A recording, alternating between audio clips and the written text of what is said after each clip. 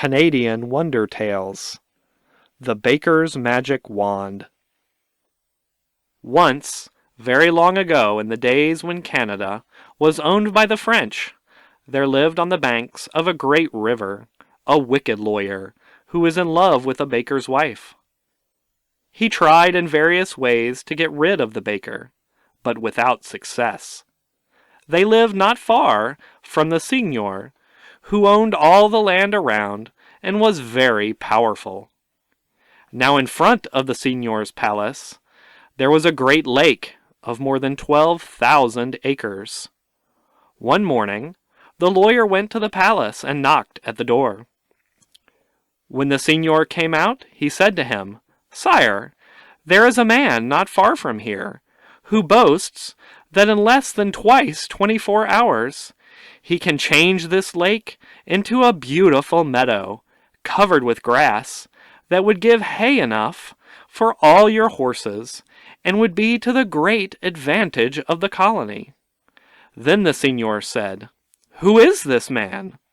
The lawyer answered, "He is no less than the baker who furnishes your household with bread." So the seigneur said, "I will send for him." The lawyer went away, and the seigneur sent a letter to the baker, saying that he wanted to see him. The poor baker thought he was to get his pay for the bread he had provided for the seigneur, and all his servants and soldiers. So he was very glad, and went quickly to the palace and knocked at the door. When the seigneur came out, he asked what was wanted of him. The seigneur answered that he had heard of his boast that in less than twice 24 hours he could change all the lake into a beautiful meadow, covered with grass and clover, that would feed all the seigneur's horses and would be a great advantage to the colony. Now, unless within twice 24 hours the lake was changed into a meadow, the baker should be hanged before the door of the palace. Then the seigneur turned away, and the baker went out discouraged, for he did not know what to do. He walked off into the woods and sat down on a log to weep. After a long time, an old woman came along and asked what was the matter. He said he was very miserable. He was going to be hanged in twice 24 hours, for the seigneur had commanded him to change all the lake into a meadow, covered with grass and clover, and he was not able to do it. Now, this old woman was a good fairy in disguise, and when the baker had done speaking, she told him not to be troubled, but to go to sleep. She gave him a wand, just like a broken stick, which she told him to wave before he slept. It had great power, she said, and while he slept it would bring to pass whatever he desired. So he waved the wand and went to sleep. When he had slept an hour, he was awakened by the smell of hay, and when he looked about him, he saw that the lake was all gone, and that there was only a small river that ran through the middle of a beautiful meadow down to the great river not far away. The good fairy was still by his side. She told him to go to the seigneur and show him what he had done. He went to the palace, and when he came near, he saw the seigneur looking out the window at the meadow, and all the men and horses to work making hay. He knocked at the door, and when the seigneur came downstairs, he asked him if he was satisfied. The seigneur said he was not satisfied, because the river had been left running through the middle of the meadow. The baker told the seigneur that the river had been left to provide water for the animals and to help in making hay, because there was so much hay that all the horses in the land could not draw it, and it would have to be brought in boats. Then the seigneur was satisfied and sent the baker away. Soon the wicked lawyer came again, and the seigneur showed him the meadow and the men and women and horses making hay. The lawyer was much surprised to see all this, but he did not say so. Instead, he told the seigneur that he had no doubt the baker could do a great deal more than that. The baker, he said, had boasted that he could make a tinsbola for the señor that would be worth a great deal more than the meadow, and would be a great advantage to the colony. "What is a tinsbola?" asked the señor. "I do not know," answered the lawyer, "but the baker said he could make one." "I will send for him," said the señor. So he sent for the baker, who was just making his bread. When he had put the bread into the oven, he went to the palace and knocked again, and the señor came to the door. The señor said, "I have heard that you boasted that you could make a tinsbola that would be worth more than the meadow and a great advantage to the colony. Now you shall go home and make it, and unless you bring it to me in twice 24 hours, you shall be hanged before the palace gate." The baker asked, "What is a tinsbola?" The señor said, "I do not know, but I must have one within twice 24 hours. Then he went into his palace again. The poor baker went away more sorrowful than before. He had no idea what a tinsbola was, but yet he knew he should be hanged unless he made one within twice 24 hours. He went into the forest again, and sat down on the same log as he had sat on before, and wept as hard as he could. When he had cried himself to sleep, the good old fairy came again, and waked him up, and asked him what was the matter. He told her that he should certainly be hanged this time, for he had been ordered to make a tinsbola for the señor, and he did not know what it was. Then the fairy said, "It is only the wicked lawyer who is in love with your wife and wants to get rid of you. You must do what I tell you, and the lawyer will be punished, for we shall make a tinsbola that will satisfy the señor. Go to your home and tell your wife that you are commanded to make a tinsbola for the señor, and that you have nothing to make it of. Tell her to put 2 days' provisions in a bag for you, and when she has them all ready, go to your room and take the latch off the window. Then say goodbye to your wife, and walk about the country until it is dark. As soon as you are gone, your wife will send for the lawyer and invite him to supper. Before he comes, and after it is dark, you must come back to your house and get in at the window and hide yourself under the bed. Now the lawyer will not eat without first washing his hands. When he comes, your wife will send him into the room where you are hiding to wash. And when he takes hold of the wash basin, you must cry out, 'Tinsbola!' Take this wand that I will give you, and anything you wave it at when you cry 'Tinsbola' will hold fast to whatever it is touching." Then she gave him another wand, and went her way. The baker did as the fairy had told him, and his wife was very glad to learn that he was going away. And she packed up a large bag of provisions and sent him off. As soon as he was out of the house, she sent a note to the lawyer telling him that her husband was gone away for 2 days, and that she would like to have him come to supper. The baker walked around the country until it was dark, and then came back and hid himself under the bed. His wife told the servant to set the table and prepare a nice supper. And then she went to get ready to receive the lawyer. Soon the lawyer arrived. The servant showed him in a dark room where he might wash his hands after his day's work before he sat down to his meal. The baker was under the bed in the room. There was some water that was not very clean in the wash basin, and when the lawyer took hold of the basin to throw the water out, the baker, who was under the bed, waved his wand and cried out, "Tinsbola!" and the lawyer's hand stuck to the basin so that he could not let go, and the basin stuck to the washstand. He called out to the servant to come and help him, but she was busy about the supper and did not hear him. So then he cried out as loud as he could, "Madame, Madame!" When the baker's wife heard him, she was dreadfully frightened and ran in to see what was the matter. When she found the lawyer stuck to the washstand, which was very large and heavy, she took hold of him with both hands to pull him away. Then her husband cried out from under the bed, "Tinsbola!" and the wife could not let go of the lawyer. Then the baker went out and called in some of his friends.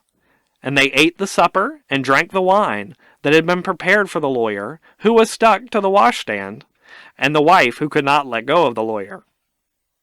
When morning came, the baker took the wand that the fairy had given him, and told his wife and the lawyer that if they wanted to get loose, they must do as he told them.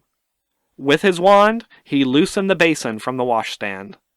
Then he made them go out into the street, and he started them toward the signor's palace. As soon as they all came into the light, the baker saw there was a hole in his wife's dress. So he pulled some grass and twisted it into a wisp and filled up the hole. Presently, they came to a cow that was feeding by the side of the road. There was not much grass there, and the cow was hungry. So when she saw the wisp of grass sticking from the woman's dress, she began to eat it. But the baker waved his wand and cried, "Tensbala!" And the cow's teeth stuck in the grass, and the grass stuck to the dress. They all went along until they came to a house where there was a large dog on the doorstep. When the dog saw the people, he jumped over the fence to see where they were going. The cow gave him a switch with her tail across the nose. The baker cried, "Tensbala!" And the dog stuck to the cow's tail and went along with the rest. When the old woman who owned the dog saw him going off in this manner, she was very angry. She called him, but he would not come. Then she ran out with the broom that she was using to sweep the floor, and began to beat the dog to drive him home. But the baker cried out, "Tensbala!" again, and so the broom stuck to the dog, and the old woman could not let go of the broom. The old woman's husband was quite lame. He ran after his wife, limping along with the stick. He could not go very fast, but he went as well as he could to see what his old woman was beating the dog for. When he came up, he took hold of the woman's dress to pull her away. But the baker cried out, "Tensbala!" again, and the lame farmer had to go limping along with the others. So they all went to the signor's palace, the lawyer with the heavy wash basin, the woman holding on to the lawyer, the cow trying to eat the wisp of hay, the dog barking at the cow and sticking to her tail, the old woman with her broom, and the lame farmer limping along with his stick. The baker knocked at the door, and when the signor opened it, he said, "Oh, my signor, you ordered a Tensbala, and I have brought you one, the best that was ever made. If you will be pleased to try it, I hope you will be content." The signor took hold of the basin to take it away from the lawyer. The baker cried, "Tensbala!" again, and the signor was held to the basin as fast as the others. He tried hard to get away, but the Tensbala was good and would not let go. Then the signor asked the baker what he would take to let him off. After a long time, the baker said he would let him go if the signor would give him a great sum of money every year to himself and to each of his 15 children. The signor consented, but the baker said he must have a deed made by a notary. So they sent for the notary, and the deed was made, and the signor signed it on the wash basin. The baker waved his wand backwards, the Tensbala was broken, and they all went away happy again, and the baker's wife never again deceived her husband. Jack and his magic aids. There was once a poor widow who had but one child, a son, Jack by name. Her husband had left her money when he died, but in a few years it was all used up. Jack was a silly fellow. He was always doing stupid things, and was no help to his mother, although his father had said that some day he would do great deeds. Soon the widow became poor. She lived on a large farm rented from a greedy landlord who lived in the town nearby. The rent had to be paid once a year, and when payday was drawing near, she found she had no money to give the landlord. She had several fine cows, so she thought she would sell one and get money to pay her rent. One morning, she sent Jack off to market with the finest cow she had. As Jack drove the cow along, he passed a house standing in the forest near the road. A man sitting on the steps called to him. "Where are you going with that cow?" he asked. "I am driving her to market to sell her," answered Jack. The man asked him to come in and rest a while, and Jack tied the cow to a tree and went in. Then the man said, "You must give the cow to me." But Jack answered, "I cannot give her to you.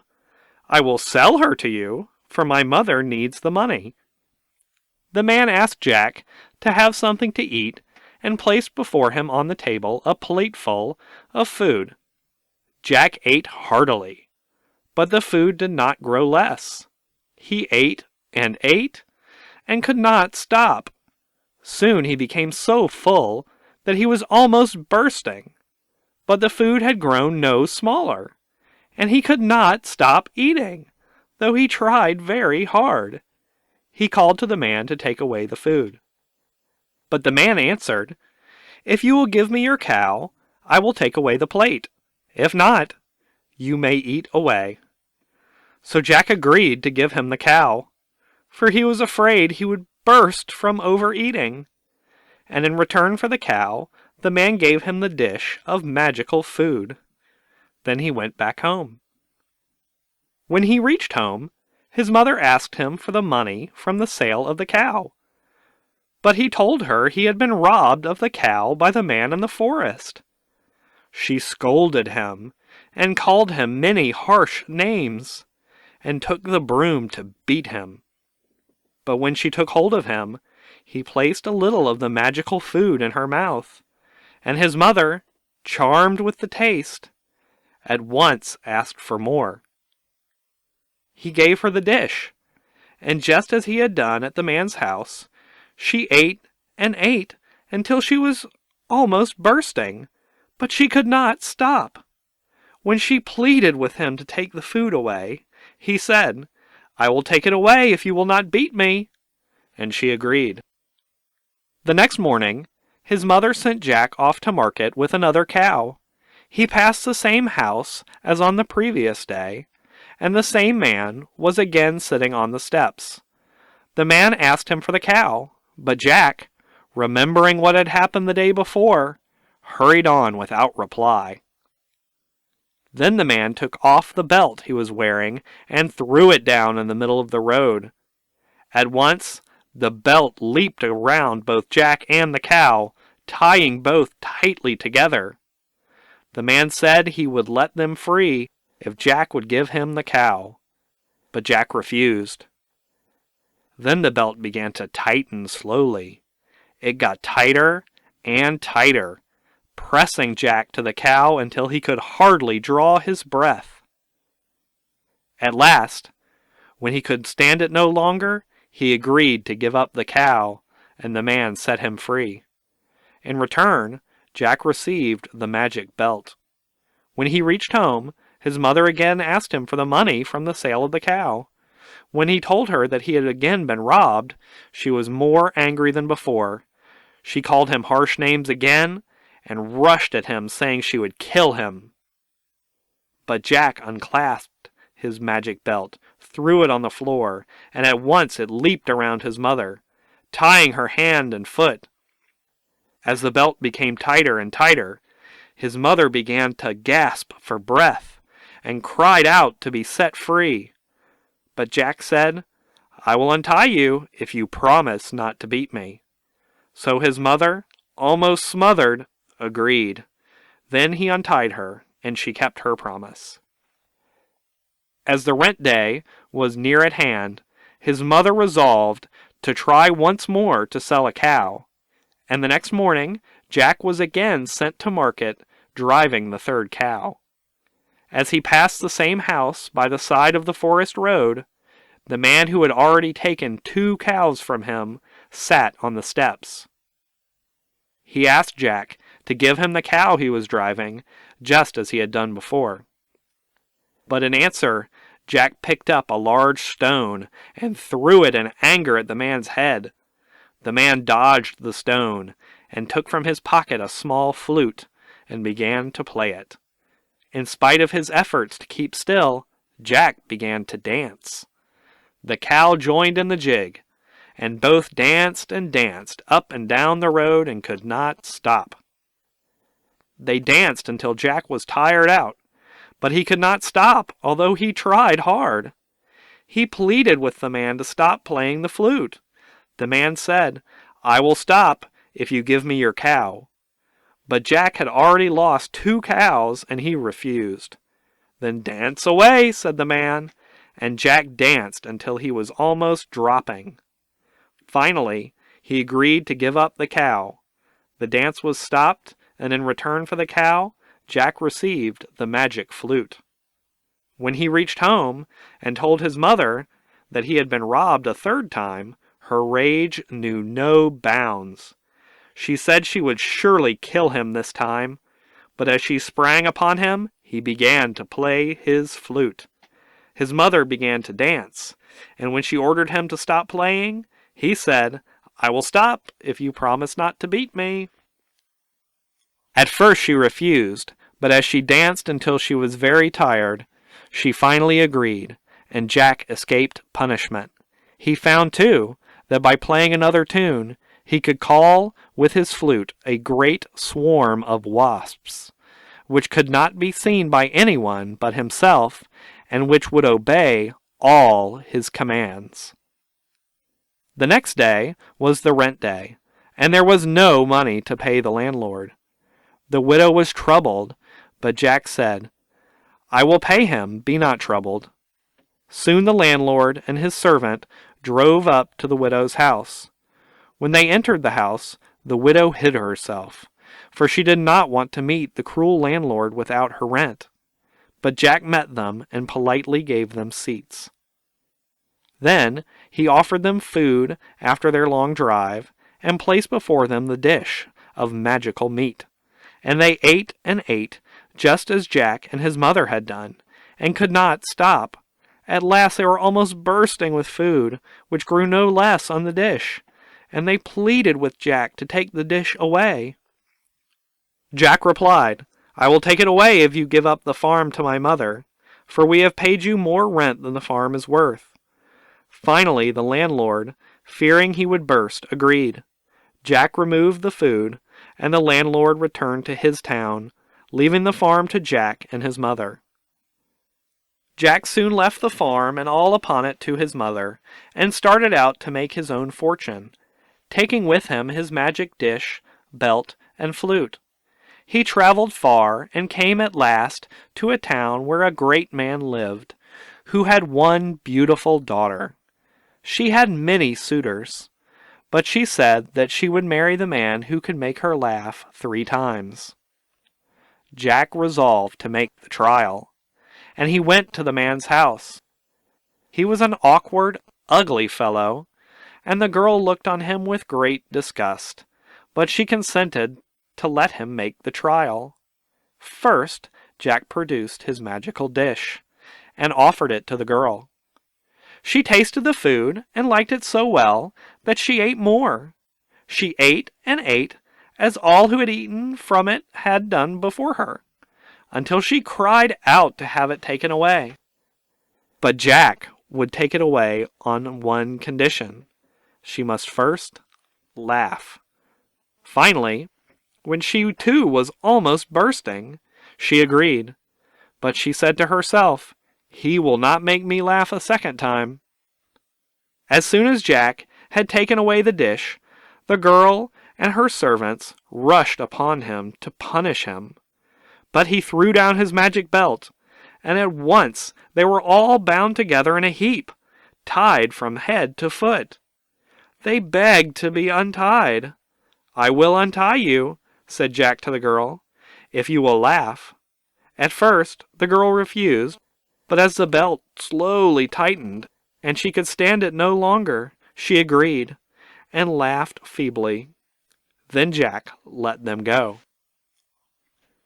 No sooner were they set free than they rushed at Jack again to punish him. But he began to play on his flute, and at once the whole company began to dance. When they grew tired, they tried to stop, but they could not. They begged him to stop playing, But he replied, "I will stop when the girl laughs." For a long time she refused, but when she became so weary of the dance that she could scarcely stand up, she agreed, and laughed the third time. Before Jack could claim her, her father heard what had happened, and he ordered Jack to be brought before him. When he saw such an ugly fellow, he too was disgusted, and said that Jack must be secretly put to death. So poor Jack was seized unexpectedly before he could use his magic aids, and thrown into a cage of wild beasts. But when the beasts rushed upon him to eat him up, he threw down his magic belt, and they were all tied up in a heap, while Jack escaped from the cage. Meanwhile, a very rich man had won the hand of the man's daughter. On the day of the wedding, Jack went again to the man's house and waited. Just as the wedding ceremony was to begin, Jack went in. He sat behind a door in the corner and played a soft tune on his magic flute, and called up a great swarm of wasps. The wasps could not be seen by any eyes but Jack's, but they swarmed into the room. Jack told them to sting the rich man waiting at the altar to be the girl's husband. At once the man, feeling them stinging, but unable to see anything, began to jump and scream like a madman. The people looked on in terror, believing that he had become suddenly crazy. The man jumped and yelled and slapped himself until the girl declared that she would not marry a madman, and her father led her away, and the people went out in great disorder. As the girl's father went out, he saw Jack sitting behind the door. He was surprised to see that he had escaped from the wild beast's cage, for he believed that the beasts had eaten him up. He knew, too, that in some mysterious way Jack had been the cause of the uproar. Then the servants brought him word that the beasts in the cage were all tied up and could not be set free. The man then knew that Jack had great power, so he sent for him and said, "You are a very wonderful man. You have won my daughter." So with great joy and splendor the wedding took place. Jack built a great house, and when the girl's father died, he received all his lands, and he lived happy ever afterwards with his bride, because of the magic dish and belt and flute he had taken in exchange for his cows.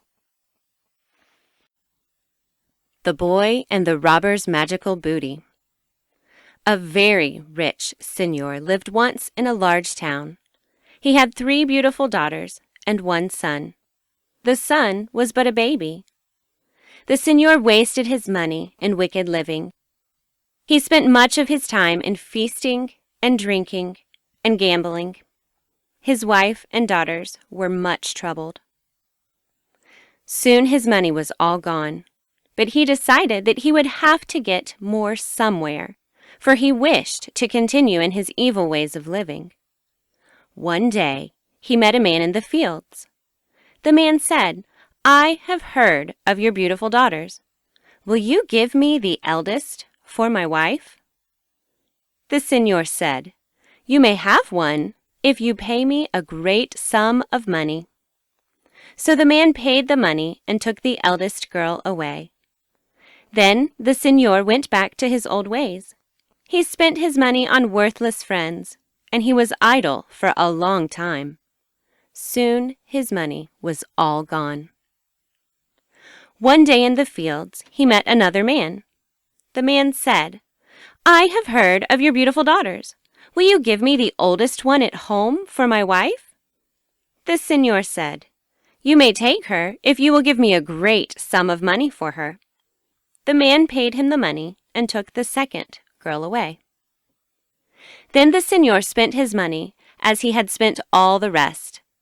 Soon it was all gone, and he looked for more. Again he met a man in the fields, and he sold him his youngest daughter for a great sum of money. So the 3 girls were sold to strangers. No one knew where they had gone or what had become of them. Their mother often wept over them. Only her little baby boy was left with her. The señor soon died because of his wicked life, but he had not used up all the money he had received for the third girl, and he left some of it behind. When the little boy grew up, he went to school. His mother had told him nothing of his 3 lost sisters. But his playmates in school told him, for they had heard their parents speak of them. They told him that his father had sold them, and that no one knew where they were. When he asked his mother about it, she would not tell him at first. But at last she told him all, and she wept because she did not know where her daughters had gone. The boy decided to go in search of his sisters. His mother said goodbye to him and wished him good luck. He passed through a lonely forest. As he went along, he came upon 3 robbers sitting on a grass plot under the trees. They were quarreling about something. The boy stood and watched them. He heard one of the robbers say, "The boy will decide for us," and the others agreed. They called the boy to them, and one of them said, "We have here a coat, a sword, and a pair of shoes which we have stolen. All these things have magical power. The coat can make its wearer invisible. The shoes can make the wearer run faster than the winds. And the sword can overcome all enemies. We cannot agree on how to divide the booty. We want you to be umpire in our dispute and decide for us." The boy said he would decide the question, but first he must think about it.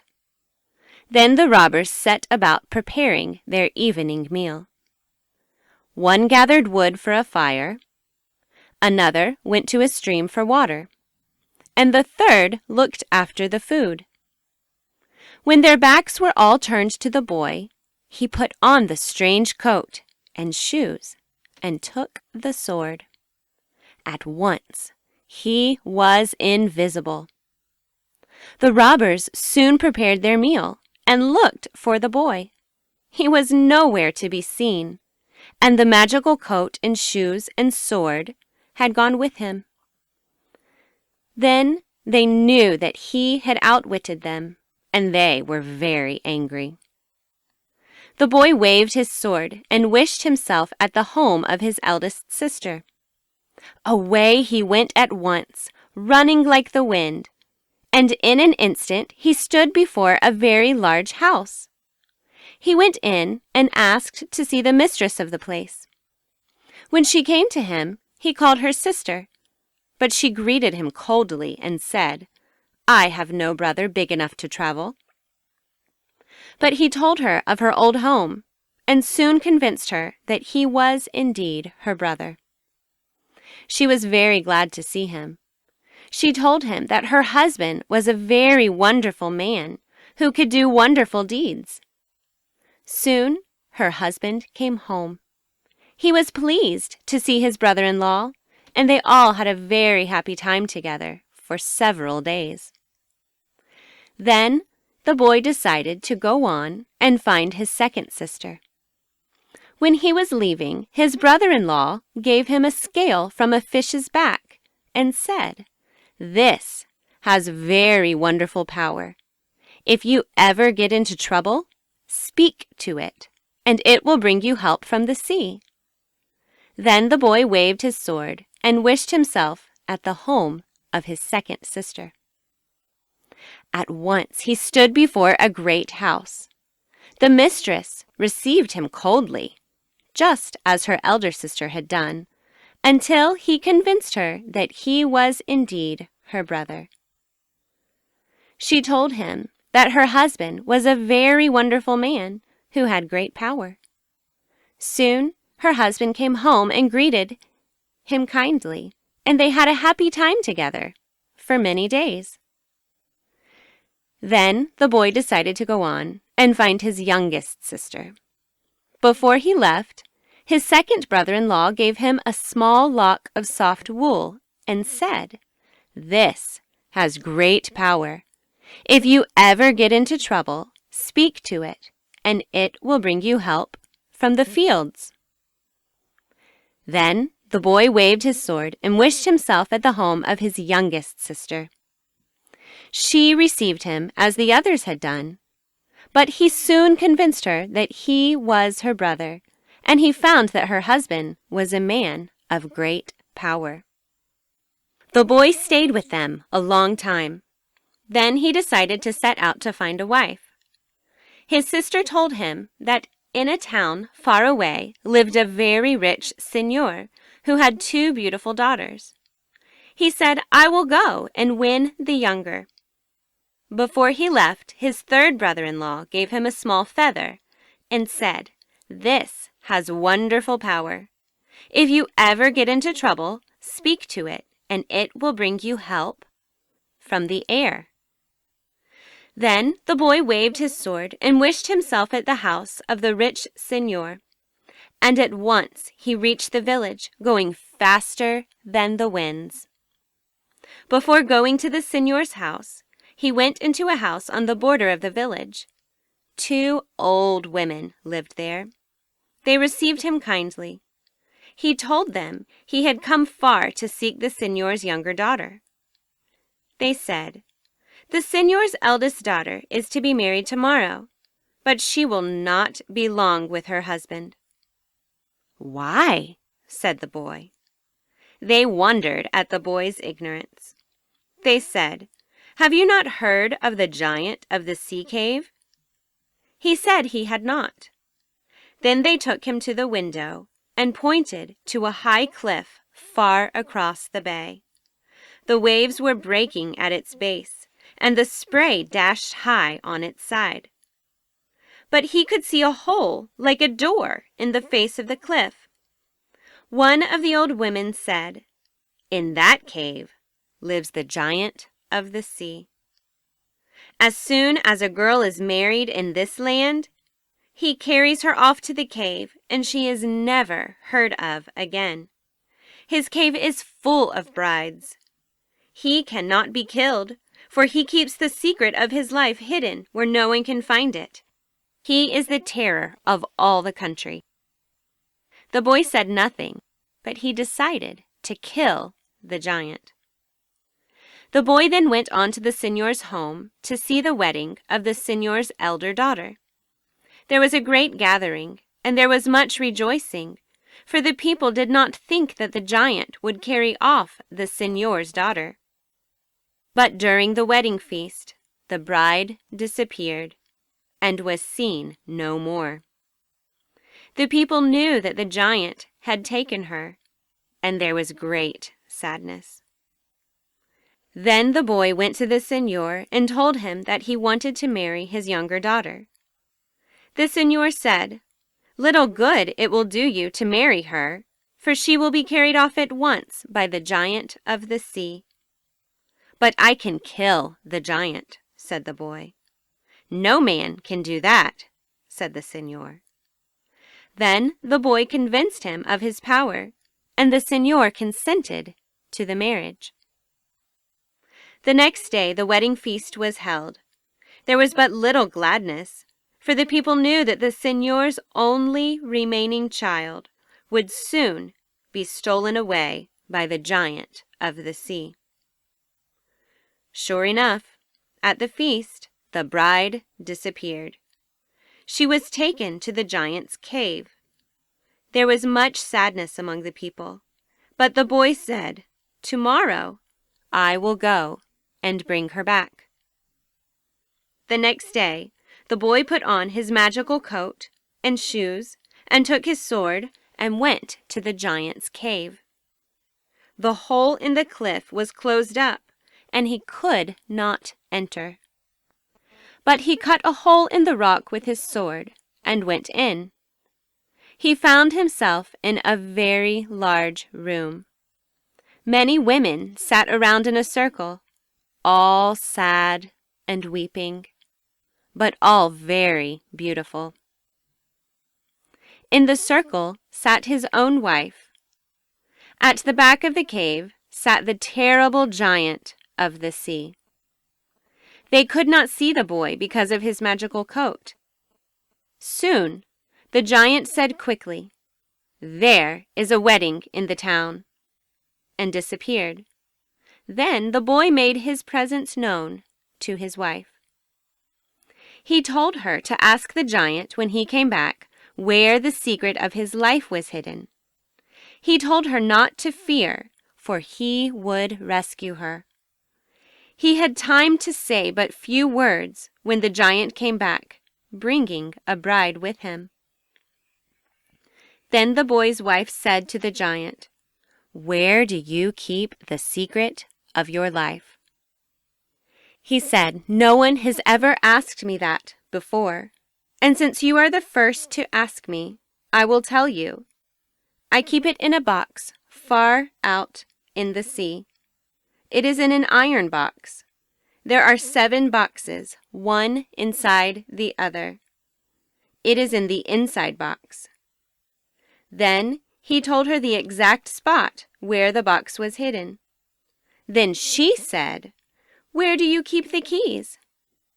He said, "They are hidden beside the box." When the boy heard this, he went away from the cave and sat on the shore. He took out his fish scale and told it what he wished. And at once help came to him from the sea, as his brother-in-law had promised. A large whale swam to him and said, "What do you want?" The boy said, "Bring me the iron box and the keys that lie at the bottom of the ocean." He told him where to find them. At once the whale went off and soon returned with the box and the keys. But the keys were rusty, and the boy could not open the lock. Then he took out his lock of wool and told it what he wished, and at once help came to him from the fields. A large sheep came running to him and said, "What do you want?" The boy said, "Break open this box and each box you find inside." Then the sheep butted with his horns the outer box until he broke it, and butted each one until he broke them all.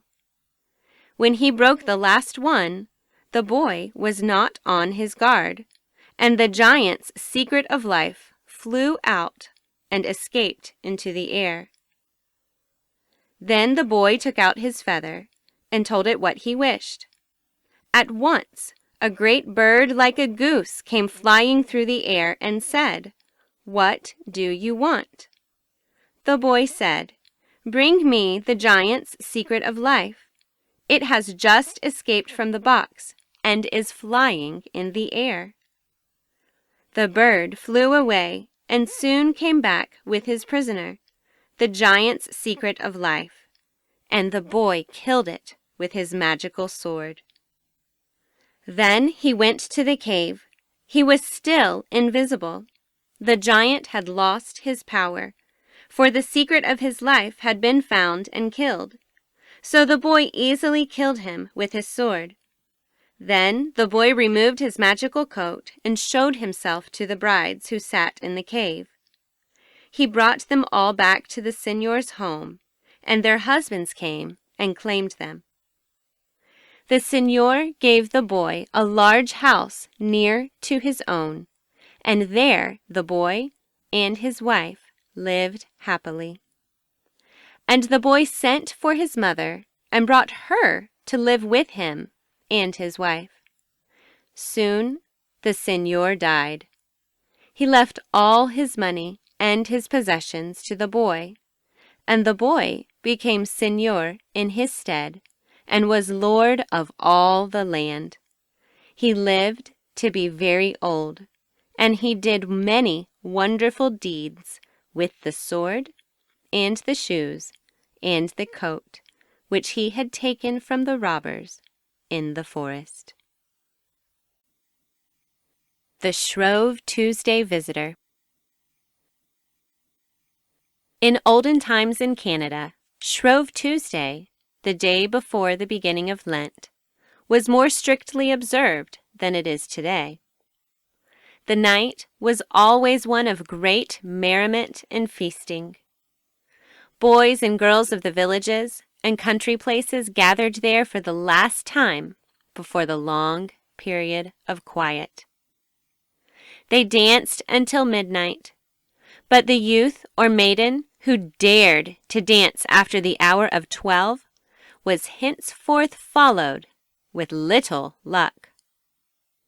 This rule was not often broken, for when it was broken, the spirits of evil always walked the earth and brought disaster to the youthful dancers.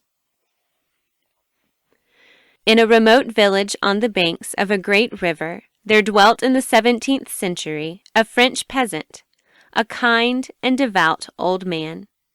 He had but one child, a daughter. She was a handsome girl, and naturally enough, she had many suitors among the young men of the place. One of these she prized above all the others, and she had promised to become his wife. On the evening of the Shrove Tuesday, before the date set for the wedding, as was the custom, the young people of the village gathered at her home. It was a simple but joyous gathering, the last which the girl could attend before her marriage. Right merrily the dance went on, and all the guests were in high spirits. Soon after 11 o'clock, a sleigh drawn by a great coal-black horse stopped at the door. It contained but one man. Without knocking at the door, the newcomer entered. The rooms were crowded, but the rumor soon spread whisperingly around that a new presence had appeared, and the simple villagers strove to get a look at the tall figure in fine clothes.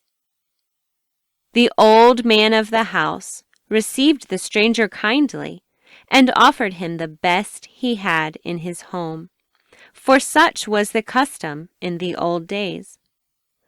One thing the gathering particularly noted: the stranger kept his fur cap on his head, and he did not remove his gloves. But as the night was cold, this caused but little wonder.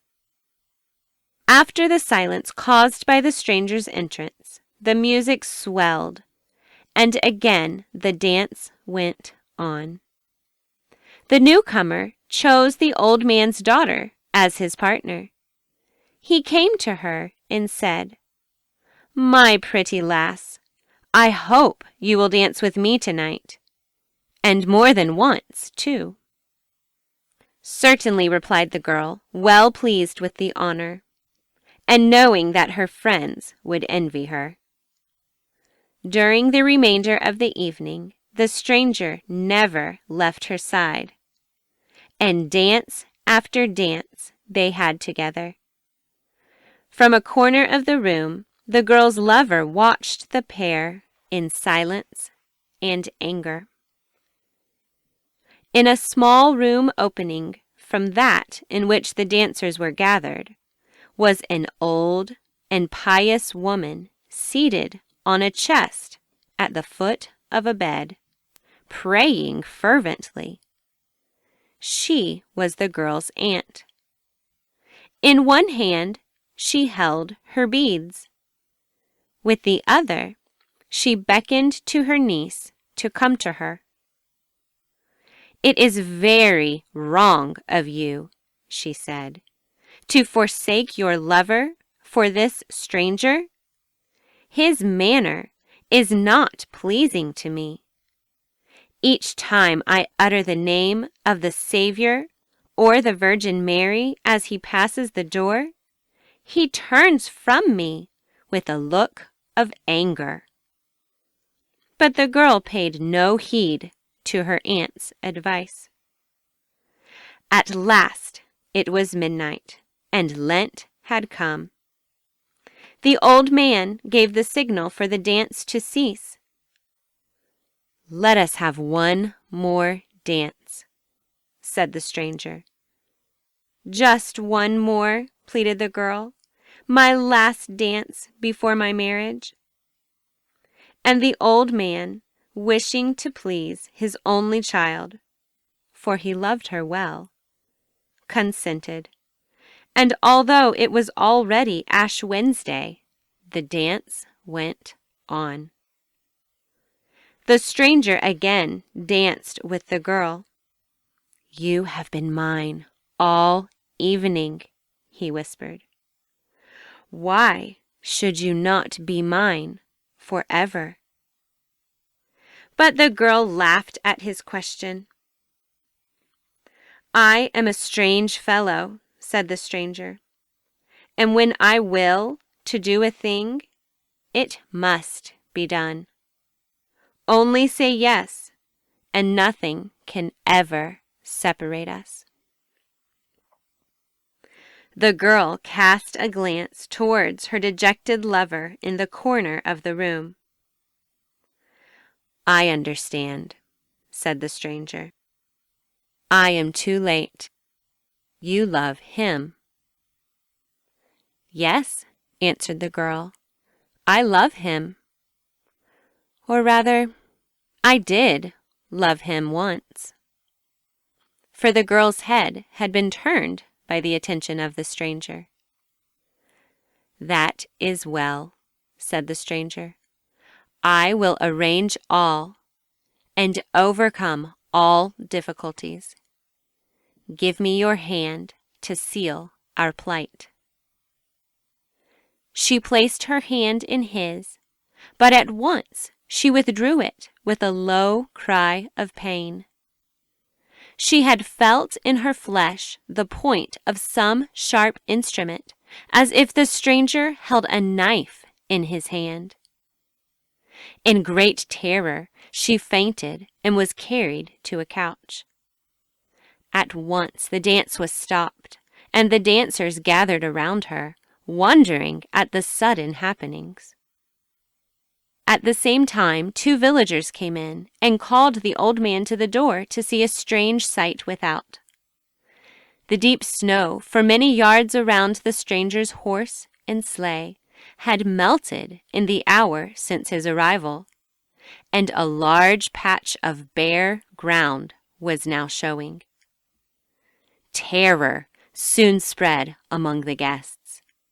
They spoke in whispers of fear, and shrank from the center of the room to the walls, as if eager to escape. But the old man begged them not to leave him. The stranger looked with a cold smile upon the dread of the company. He kept close to the couch where the girl was slowly coming back to life. He took from his pocket a beautiful necklace and said to her, "Take off the glass beads you wear, and for my sake, take this beautiful necklace." But to her glass beads was attached a little cross, which she did not want to part with, and she refused to take his gift. Meanwhile, in the home of the priest, some distance away, there was a strange happening. While he prayed for his flock, the old priest had fallen asleep. He saw in his slumber a vision of the old man's home and what was happening there. He started quickly from his sleep and called his servant and told him to harness his horse at once, for not far away a soul was in danger of eternal death. He hurried to the old man's home. When he reached there, the stranger had already unfastened the beads from the girl's neck and was about to place his own necklace upon her and to seize her in his arms. But the old priest was too quick for him. He passed his sacred stole around the girl's neck and drew her towards him. And turning to the stranger, he said, "What art thou, evil one, doing among Christians?" At this remark, terror was renewed among the guests. Some fell to their knees in prayer. All were weeping, for they knew now that the stranger with the stately presence and the velvet clothes was the spirit of evil and death. And the stranger answered, "I do not know as Christians those who forget their faith by dancing on holy days. This fair girl has chosen to be mine. With the blood that flowed from her hand, she sealed the compact which binds her to me forever." In answer, the old cure struck the stranger hard across the face with his stole, and repeated some Latin words which none of the guests understood. There was a great crash, as if it thundered, and in a moment, amid the noise, the stranger disappeared. With his horse and sleigh, he had vanished as mysteriously and quickly as he had come. The guests were long in recovering from their fear, and all night they prayed with the cure that their evil deeds might be forgiven, that she might be cleansed from her sins, and that her promise to the stranger might be rightly broken. The girl entered a convent to pass the remainder of her life. A few years later she died, and since that day, in her little village on the banks of the great river, the Shrove Tuesday dancers have always stopped their dance at midnight. For youths and maidens still keep in mind the strange dancer in the fine clothes who wooed the peasant's only daughter and almost carried her off. Jack and his wonderful hen. Jack lived with his parents in a remote part of Canada. He had no brothers or sisters. His parents were very poor, and their only possession was a goat that supplied them with milk. When the boy grew up, he decided to go out into the world and earn something to make his parents more comfortable in their old age. So one day he said, "I am going far away to look for work that you may be able to buy better food." His parents did not want him to go, for he was their one source of happiness. But he would not listen to their pleading. With no money and something of a heavy heart, he went on his way. It was summer in the land, and when he came out of the forest into the open country, he saw people in the meadows making hay. Soon he came to a very large farm, where a number of men were busy. He asked the man in charge for work. The man said, "How long do you want to work?" Jack answered, "A week." The man hired him, and he went to work. He was a great worker, and in a week he had done as much as one of the other men could do in a year. The man was pleased with his work. At the end of the week, Jack asked for his wages. The man gave him a little money, in part payment, and an old hen for the other part. Jack was very cross. He said, "I don't want a hen. I want money. Little good an old hen can do for me." But the man would not give him more money. He said, "The hen will lay eggs for you. She will lay 24 eggs a day, an egg every hour." So Jack, with much disgust, took the old hen, for he could do no better, and went home. His parents were glad to see him again, and to get the money he had earned, but they laughed at his old hen. But at the end of a day, when she had laid 24 eggs, they were well pleased. In a week, Jack said, "I'm going away again to earn more money." This time his parents were not troubled. They knew he could take care of himself. He said, "I will take the old hen with me and sell her for a great price." So one morning he set out. He went through the forest with his old hen under his arm. He passed again by the meadows where the men and women were making hay, but he did not ask for work. As he passed, the people looked at his hen and laughed, but he went along unheeding. He soon came to the town where the seigneur lived, and he went to a house where he got food and lodging for himself and his old hen. He left the hen there and went to the seigneur's house. He told the seigneur that he had a wonderful bird, and offered to sell her to him. "Go and bring me the bird," said the seigneur. But when Jack brought the old hen to him, the seigneur was very angry. "Little good an old hen like that will do me," he said. But when Jack told him that she could lay 24 eggs a day, he said, "If that is true, you may have your price. We will keep her for a day and test your word." So they locked the old hen up for a day. At the end of that time, she had laid 24 eggs, and the seigneur was wondered greatly. He said, "How much do you want for your hen?" Jack answered, "Whatever you wish to pay me." The seigneur gave him much money, and Jack, well pleased with his bargain, went home. His parents were glad to have him back, and to get the money he had got for the old hen. They began to live very comfortably. At the end of a few weeks, Jack decided to go away again. He said, "Let me take the old goat and sell her. We can do without her milk." He thought that since he had sold the hen so well, he could make a good sale of the goat. His parents agreed to his wishes. So one morning he tied ribbons and flowers around the old goat's head and covered her with a many-colored blanket, and set out, leading her behind him. He went along through the forest. It was harvest time, and he passed great farms where reapers were busy cutting yellow grain, but he did not ask for work. The people all looked with wonder at his goat as he passed, but he spoke to no one. Soon he came to the town where the seigneur lived. He brought his goat to the seigneur and offered to sell her to him, and the seigneur gave him much money for her. Then she was placed in a yard with the seigneur's other animals. The yard was always guarded by 2 keepers. Jack decided not to go home at once. He planned to steal the goat back and take her home. Then he would have the goat and much money too. So he bought a large quantity of food, put it in a basket, and carried it to the animal yard.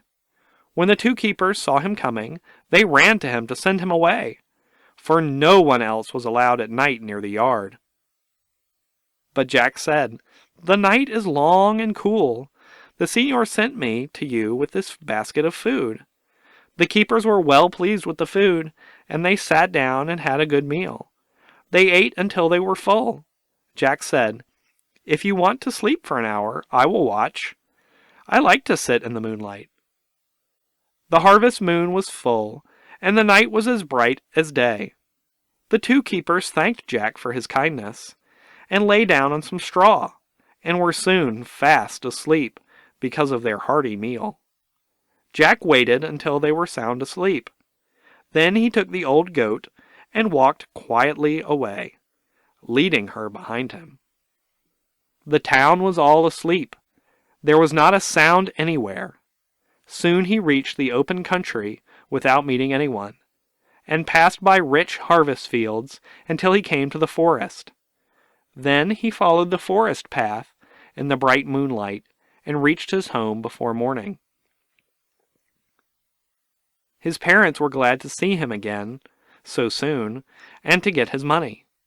But when he told them that he had sold the old goat and stolen her back, they were very angry, and his father said, "No good can come of it. The old goat will bring you to a sad end." After a few days, Jack decided to set out again to seek his fortune. He took the stolen goat with him. Before he was out of the forest, he came upon a man camped in a green place under the trees. The man asked him who he was. Jack said, "I am a servant of the seigneur. I take care of his beautiful goats. he gave me this one for myself." The man liked the goat very much, and asked Jack what he would take for her. But Jack said he would not sell her. Then Jack asked him who he was. The man said, "I am a robber. If you will come with me, we will soon be very rich." So Jack agreed to join him. They went along together for some days, but the robber always had his eye on the goat. One night, as they slept on the bank of a stream, the robber killed Jack with a blow and threw his body into the river. He wanted his goat. Then he took the old goat and went on his way. Poor Jack's stolen goat had brought him to a sad end. The Stupid Boy and the Wand. 3 brothers lived with their mother in the forest. They had no sisters. Their father was dead, and their mother was an invalid. The youngest boy was very stupid and silly. He was always doing foolish things, and he could never be trusted to do anything in the right way. His 2 brothers provided for the home and worked to get food and clothing for themselves and their mother. While they were away, the youngest boy was left in charge of the house and his sick mother. But each night, when the 2 older boys came home, they found that their brother had made many mistakes during the day. Sometimes he gave all the food in the house away to beggars. So they often beat him. But his mother always said, "He will do better yet." His brothers were more cruel to him each day. One day, when they were away, an old woman came to the door and asked for food and clothing. The boy worked hard to give her what she asked for, but when his brothers came home, they only beat him for his pains. That night, the boy ran away from home. He decided that he would endure his brother's cruelty no longer. So he went into the forest with a sad heart and slept under the trees. In the morning, the old woman to whom he had given food the day before came along. He was crying bitterly, for he was hungry and cold. She asked him why he cried, and he told her of his brother's cruelty. "Never mind," she said. "We will bring happiness out of your sorrow." She gave him a little wand and told him to carry it with him always, and that it would bring him good fortune. Then she told him to go back home and that all would be well. So he put the magic stick under his coat and went home. He reached home early, and his brothers and mother did not know he had been away. Before they went away to work, his brothers told him to look after the pigs all day. Soon after they had gone, a rich drover came along wanting to buy pigs. The boy said he would sell all he had for a good sum. He first cut off the pigs' tails and placed them in a heap. He sold the pigs to the man and gave the money to his mother. Then he took the tails and went to the swamp near the river and stuck them in the mud. When his brothers came home, they asked about the pigs. The boy said they had run to the swamp and had sunk into the mud. The brothers went to the swamp, and there were the tails sticking up from the mire. They pulled each one, and each tail came up. The brothers thought the tails had broken off and that the pigs were sunk in the mud, and they were very angry at the boy. The next day, they decided to drown him and thus get rid of him. So they placed him in a bag and brought him to the river when the tide was out and the beach was bare. They dug a hole far out in the sand and buried him. They thought the tide would come in over the hole and drown him.